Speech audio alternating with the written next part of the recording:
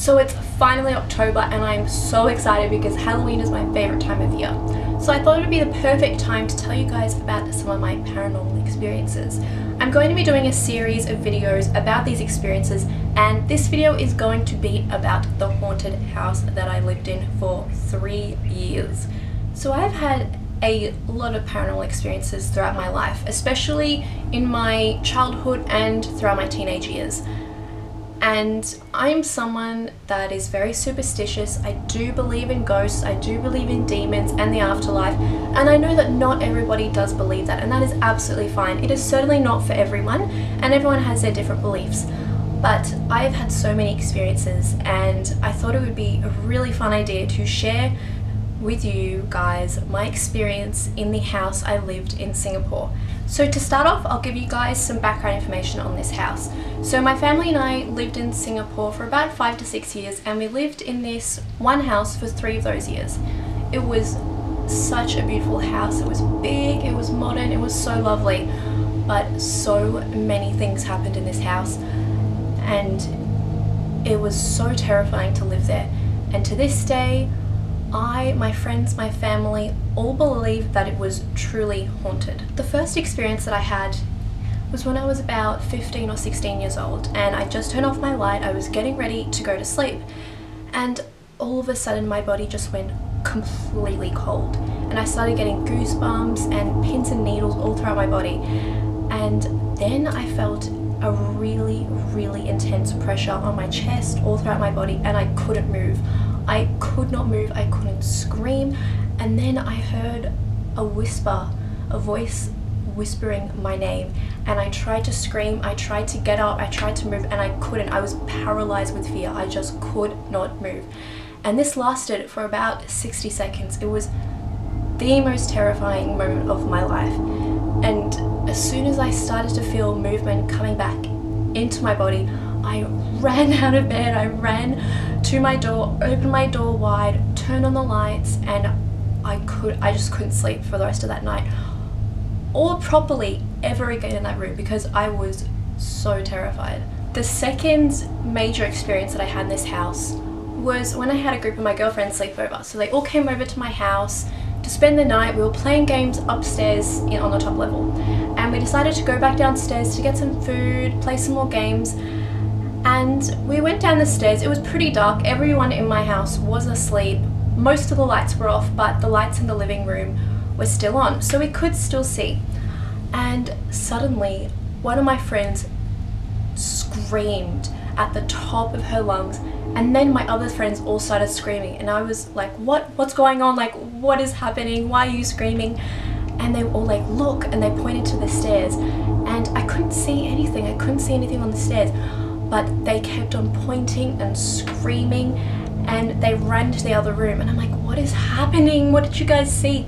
And they said that they saw a girl, the ghost of a girl, on the stairs, and she was almost in a position where she was crawling towards them, and they were absolutely terrified, as you would be. And we were so scared that we ran upstairs. We got my brother.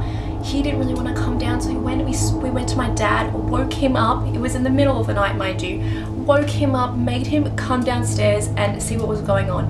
And we told him what we had seen, and he was a little bit freaked out, but he looked around. He said, look girls, you're probably just seeing things. There's nothing here. But he did seem a little scared. I don't know if he saw anything. He obviously wouldn't say anything to us because there were 5 teenage girls screaming, petrified. So after that, we all ran into the living room, closed the door, brought down all my blankets and pillows, and spent the rest of the night in that room watching movies, just huddled together because we were so scared. We even called one of my friends to come to the house because we were so scared.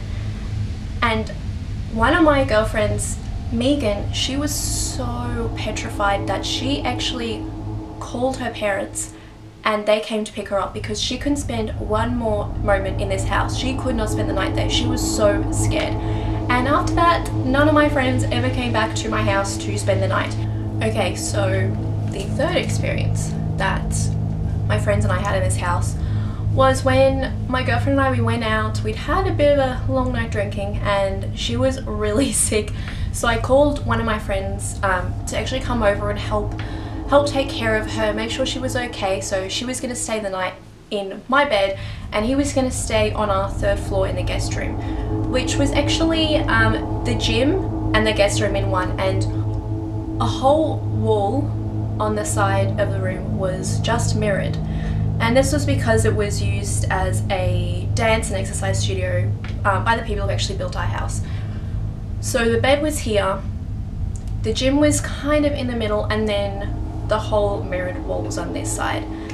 And not many people had actually stayed there. None of my friends had stayed there before, so he was the first one to spend the night up in that room. So after we'd taken care of my friend, he went upstairs to go sleep.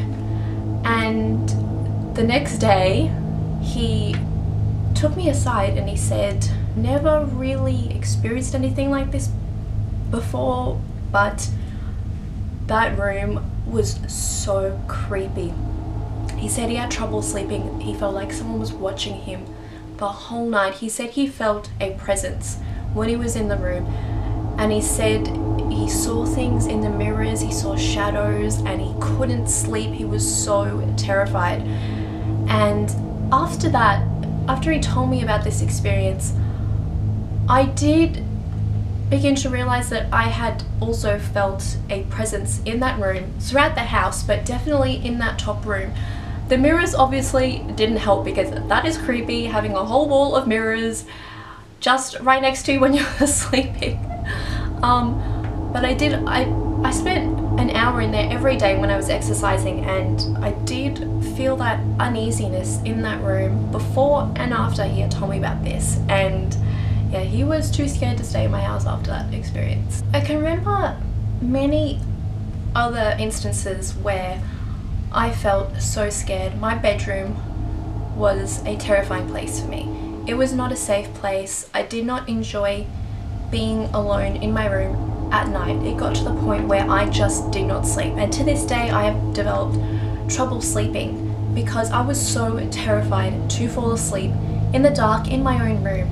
I remember nights where I would see shadows at the end of my bed, I would hear whispering, I would feel touching, being held down, just a coldness traveling throughout my body, and it was terrifying. My mom even got me a pink lamp for my room to have on at night so that I could sleep properly. So not only did I have many paranormal experiences in this house, but a lot of death was associated with the house.